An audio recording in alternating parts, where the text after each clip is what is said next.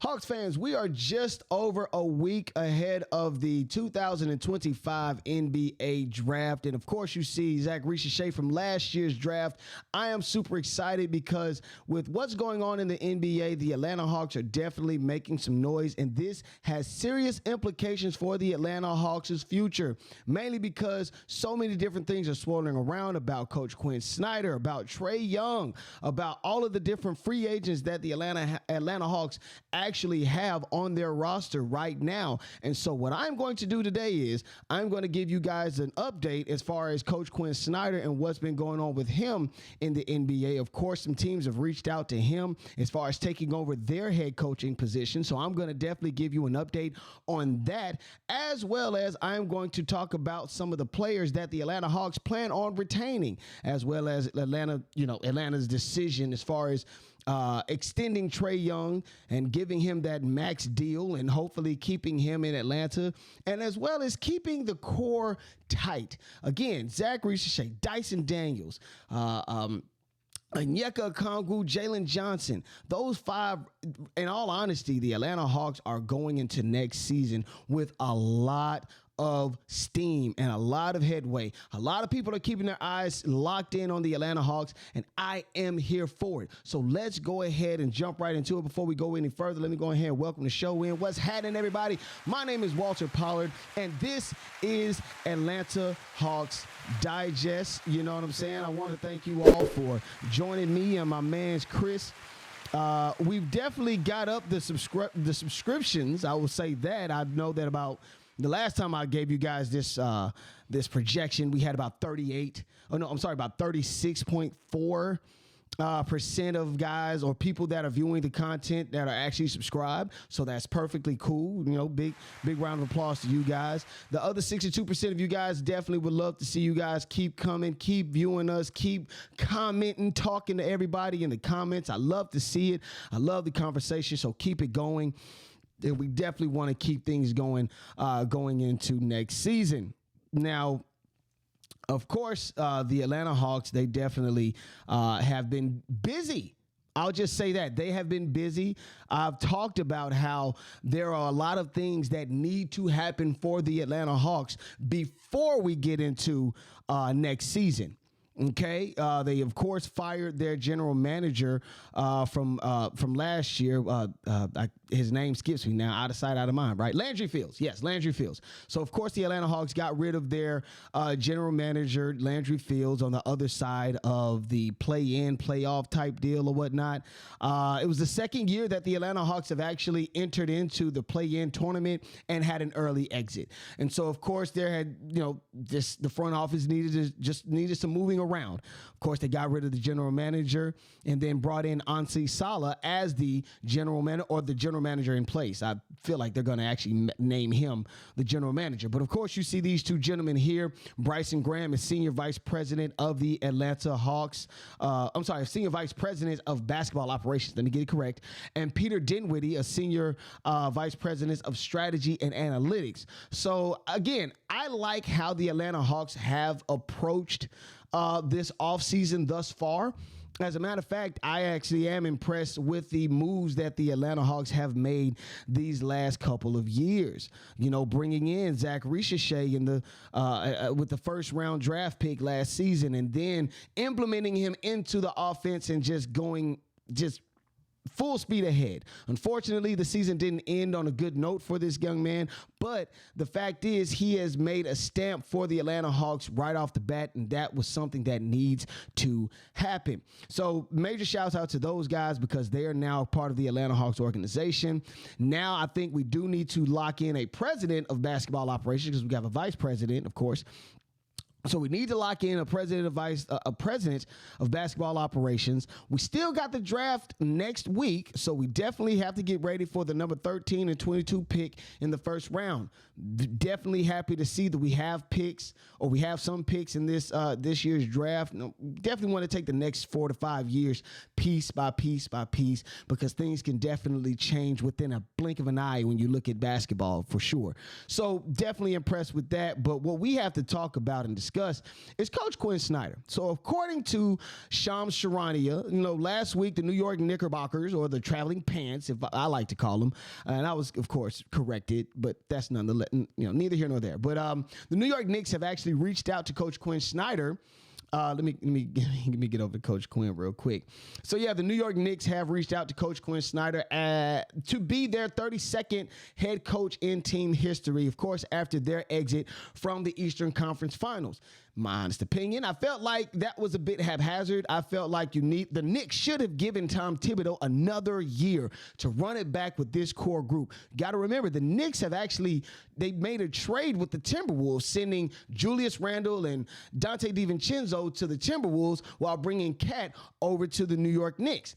I don't know why they would want to get rid of their coach, but nonetheless, they did it, and they started to reach out to multiple teams, the Hawks included, reaching out for Coach Quin Snyder. And the Atlanta Hawks gave him a big fat no. Big round of applause to them, okay? Mainly because it shows a strong sense of confidence that Ansai Salah has in Coach Quin Snyder. It is really good to see that that's actually happened. I think I actually have a quote here. This is from Zach Lowe. No, not Zach Lowe. No, I'm sorry. Yeah. Insider Zach Lowe said that sending Snyder away. I'm sorry, not that. I'm sorry. Let me get this correct. I think this is a signal that Quinn Snyder is maybe going to be the most important non-ownership voice on the Atlanta Hawks. And I could not agree more. Again, the Atlanta Hawks are definitely looking to have a committee. You dig what I'm saying? They look to almost lead by committee. It's not going to be just one person making the calls or almost like a dictatorship. No, there's going to be a collective unit that is going to make decisions together. They're going to talk about things and not be haphazard, not jump on certain things just because it's the heat of the moment, not getting excited mainly because they feel as though they need to do something to get back into the playoffs, play in, whatever. You dig what I'm saying? So I do like how this happens. Again, it says, I think this is a signal that Quinn Snyder is maybe going to be the most important non-ownership voice on the team. Now, what does that mean for Trae Young? I wouldn't necessarily go as far as them canceling Trae Young out and just excluding him from any decisions that need to be made. I do feel as though Trae Young still has a valuable voice on this Atlanta Hawks team. Let me go ahead. Now, like I said, the Atlanta Hawks, they have been standing on business, okay? Not only have they basically told the Knicks, no, we're not giving away our head coach, somebody that we plan on moving ahead with. Just because you guys didn't want to stick with Tom Thibodeau doesn't mean that the Atlanta Hawks needs to get rid of Coach Quin Snyder. But the Atlanta Hawks have stood on business. With all of what's been going on in the NBA, and this is during the season, during the offseason, during the playoffs and finals and whatnot. Of course, we saw Desmond Bane. He's headed over to the Orlando Magic for about 4 picks, unprotected picks at that. And then you saw Luka Doncic headed to the Lakers for Anthony Davis. And you've seen, and of course, I've even come on here and I've given you guys so many different predictions and possibilities or trade rumors and things of that such. And so I like how the Atlanta Hawks have been moving methodically. They haven't been moving with a lot of noise. They haven't been telling everybody what they plan on doing. They just do it. Okay? Again, they just brought in these two gentlemen to assist, and I think they're going to have a major voice in what's going on with the Atlanta Hawks, along with Ansai Salah. And again, things are still coming down the pipe because I do believe they're still going to bring in a president of basketball operations if they want to. Now, granted, I feel as though Ansai Salah is going to be the general manager straight out. But if the Atlanta Hawks would like to move on and get somebody in for as the general manager, and they move Ansai Salah in, somewhere else, as far as in leadership, that would be great as well. You know what I'm saying? But I feel as though the Atlanta Hawks have been moving methodically. They haven't been making a lot of noise. And even if they were to make a major splash, they're going to do it in a way that it doesn't disrupt this core group. You dig what I'm saying? And so now, Not going forward. I'm sorry. Let me go back. Let me go back real quick. Yes. So the Atlanta Hawks, they have actually, along with all of the different moves that they have made or whatnot, the Atlanta Hawks have definitely made another big statement, standing on business, stating that they wish to retain certain free agents coming into the 25-26 season. So again, we know that prior to the season, the Atlanta Hawks traded away DeJounte Murray, bringing in Larry Nance Jr., Dyson Daniels, and I forgot the other guy's name who never saw the floor nor the practice facility. But they brought these guys in, and Dyson Daniels automatically made a name for himself, catapulting himself, up into the stratosphere. And I think this guy is going to be amazing. He just got another Nike deal, so I can even sing his praises. But not only just that, you go to the not the All-Star break, but the free agency, I want to say the trade deadline. That's what it is, the trade deadline.